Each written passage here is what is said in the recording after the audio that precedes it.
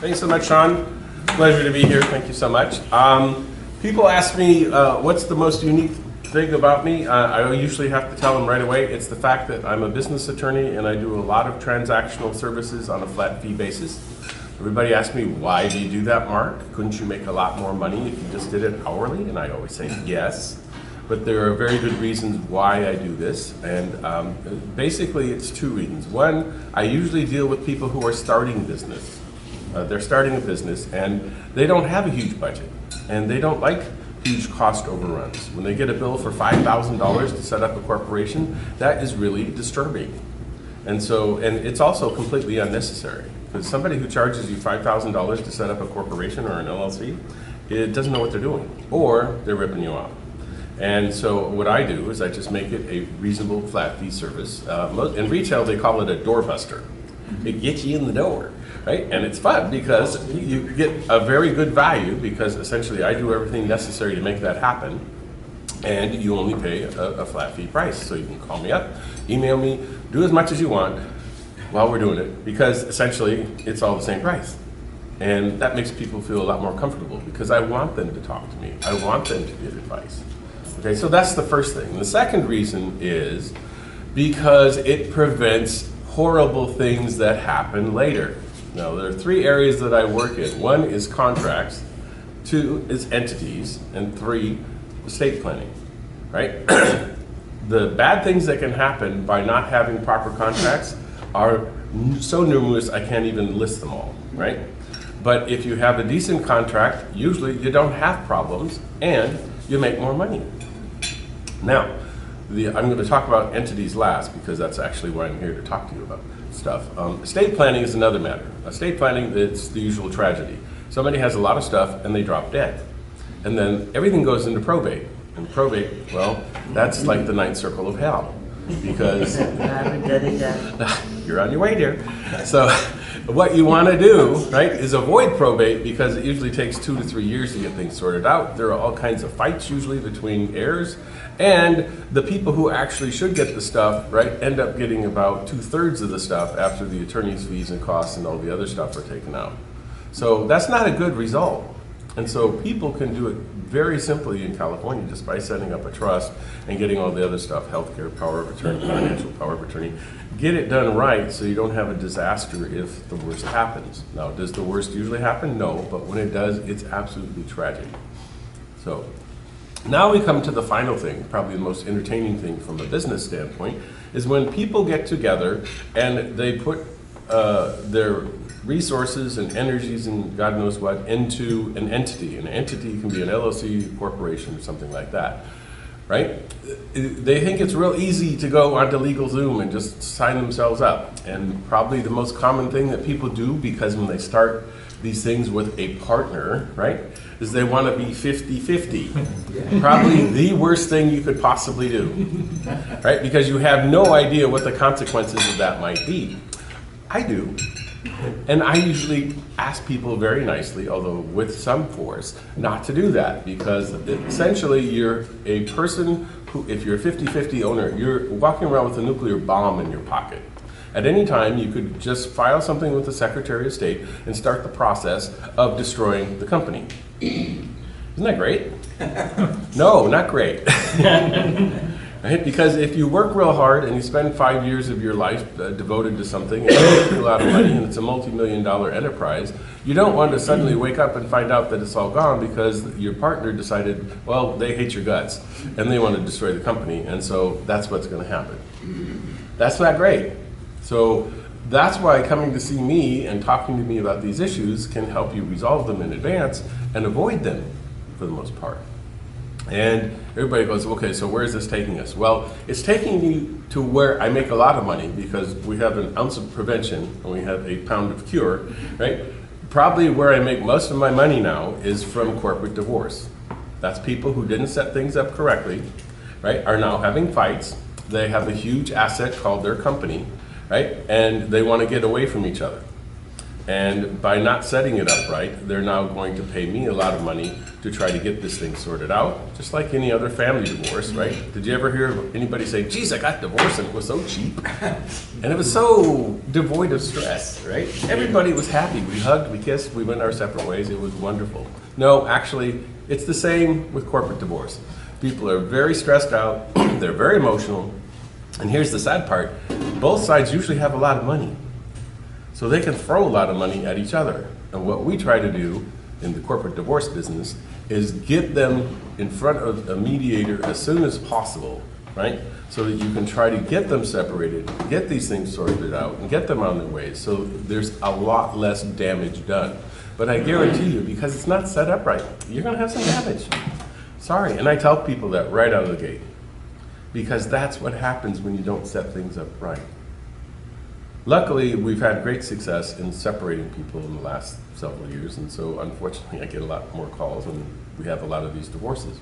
But it's satisfying to me to get my partner or my person away from the other person, because usually a year later they're doing a lot better, right? They've got their own business, they're focusing on business, not on litigation, and not paying me thousands of dollars a month, right? Which can happen, right? And they're profitable long term.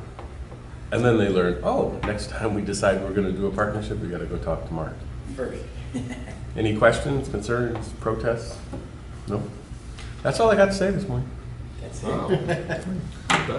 Yes, ma'am. Early today. Well, we're renting out my mom's house in Phoenix. We have it listed on a website, and we booked it for a rental for the month of January.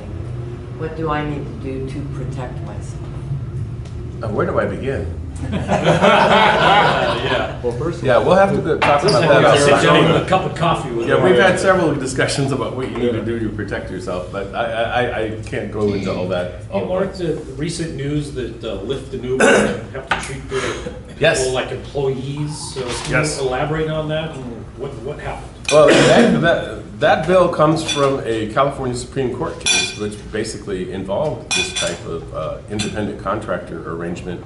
And the court said, no, now we are going to adopt a test that says if the person is a part of your core business, right, you can't have them as an independent contractor anymore. You have to have them as an employee, because that's only fair and right and just, right? Because essentially people have built entire businesses on independent contractors, which do not provide paid sick leave, which do not provide, benefits of any kind, right? They don't pay any Social Security or other taxes into the general fund.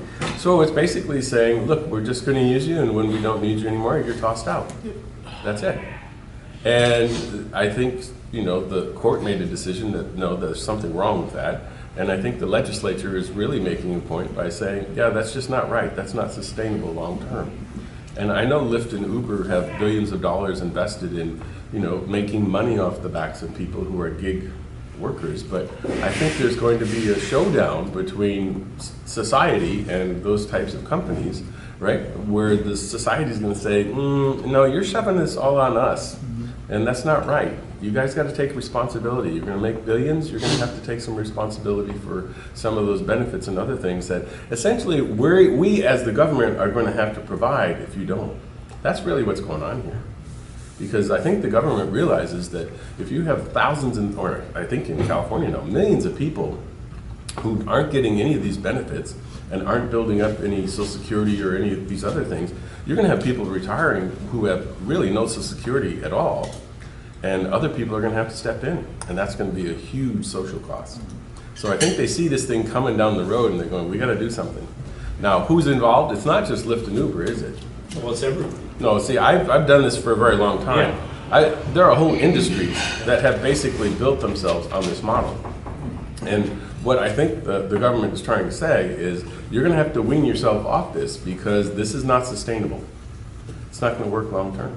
If you're an independent contractor, you got to pay Social Security anyway. It's self-employment. Yeah, and yeah, sure. And how often does that happen? Well, I can tell you a lot of people don't. Pay mine. Yeah.